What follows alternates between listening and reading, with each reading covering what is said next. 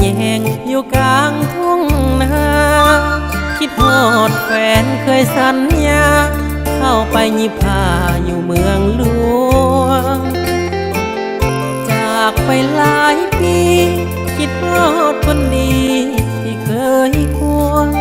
อยู่บ้านนาอ้ายแสนเป็นห่วงน้องมาเสียงดวงที่เวียงจันทร์เข้าเหลืองเต็มนาคอยน้องกลับมาสวยเกี่ยว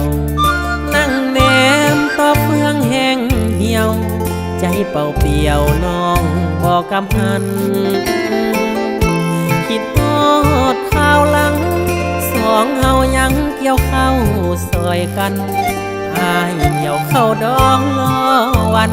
สาวโรงงานทวนคืนกลับมา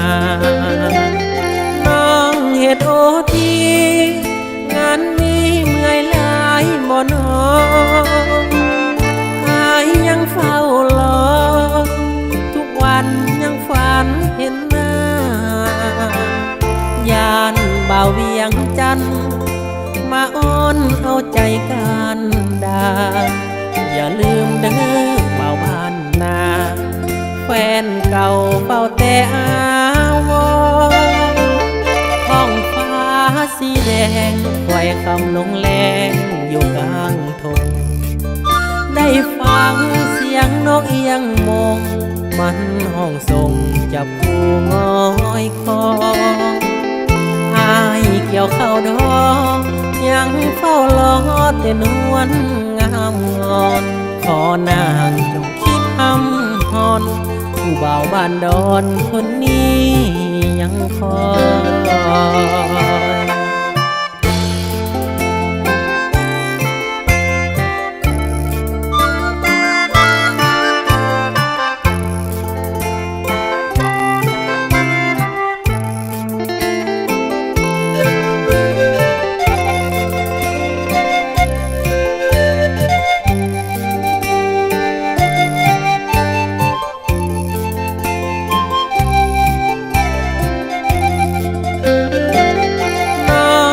โอที